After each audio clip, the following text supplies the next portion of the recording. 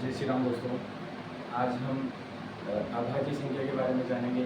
अभाज्य संख्या जो 1 से 100 तक की अभाज्य संख्या होती है, उनके बीच में से हमको अभाज्य संख्या कैसे ज्ञात करनी है।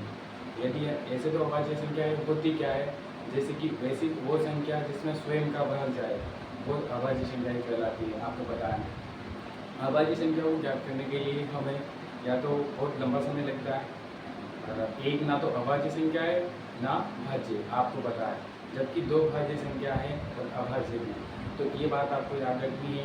यदि हम ऐसे करके देखते, दो भाज्य संख्या है, फिर तीन भाज्य है, सॉरी दो भाज्य संख्या है, तीन अभाज्य है, फिर चार भाज्य है, पांच अभाज्य है, तो ऐसे करते हमको संख्याओं का क्रम चलता रहता है, तो लंबा समय लगता है। पर लेकिन अभाज्य संख्याओं को हम ट्रिक के माध्यम से कैसे निकालते हैं वो आपको आज मैं दिखाऊंगा। तो चलिए हम सोल्व करते हैं। जैसे कि आपसे पूछा जाए 20 से 90 के बीच में कितनी अभाज्य संख्या है। यदि 20 से 90 के बीच में पूछा जाए तो आपके सामने एक सूत्र लिखा हुआ है। यहाँ से देखिए सूत्र में इसको मानिए आप 10, ये 20, ये 30, ये 40, ये 50, ये 60, ये 70, ये 80, ये 90, ये 100। अब कभी पूछा जाए कि मान लीजिए आपसे पूछा जा रहा है 20 से 90 के बीच में, तो 20 यानी मतलब इसको तो अपन हटा देंगे, 10 हटा दिया, 20 हटा दिया, पूछी जाएगी 20 से 90 के बीच में, तो अपन 100 को भी हटा देंगे। 100 में एक ही संख्या होती है तो वो हटा देंगे।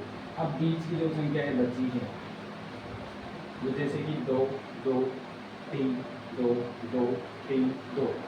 अब इस संख्याओं का अपन योग कर देंगे। पहली संख्या 2 प्लस 2 प्लस 3 प्लस 2 प्लस 2, 2 बार अपन 2 लिखा है, फिर 3 प्लस है, फिर प्लस 2। अब देखिए 2 और 2 कितने हो गए 4, 3 और 2 कितने हो गए 5, 4 5 9, 9 और 2 कितने हो गए 11, 3 कितने हो गए 11, 3 कितने हो गए 14, 14 15 16। अब देखिए इनके मध्य में जब हम इनका योग करते हैं तो अपने को 16 प्राप्त होगा। ठीक है, तो अपनी जो संख्या है अभाज्य संख्या, जो कि 20 से 90 के बीच में जो अभाज्य संख्या आई होती है, अभाज्य संख्या, वो अपनी अभाज्य संख्या क्या होगी 16। यदि अपन से यह पूछा जाता कि 20 से 90 के बीच में भाज्य संख्याएं कितनी है, तो उनका भी हम निकाल सकते हैं। बस आपको उसमें थोड़ा सा प्रयास करना पड़ेगा। एक बार देखिए संख्या, जैसे कि पूछा क्या था 20 से 90, तो अपन देखिए इनके मध्य में कितनी संख्याएं बाकी रही है। 20 को अपन ने हटा दिया, जैसे कि 10, 20, 100, ये अपन ने कैंसिल कर दिया था। इनके बीच में अब देखिए आप 10, 20, 30, 40, 50, 60, 70 बचे हुए, तो अपन भाज्य संख्या ज्ञात करनी है। तो 70 माइनस 16 कितने होंगे, पता है आपको कितने होंगे 14। ये अपनी भाज्य संख्या आ गई।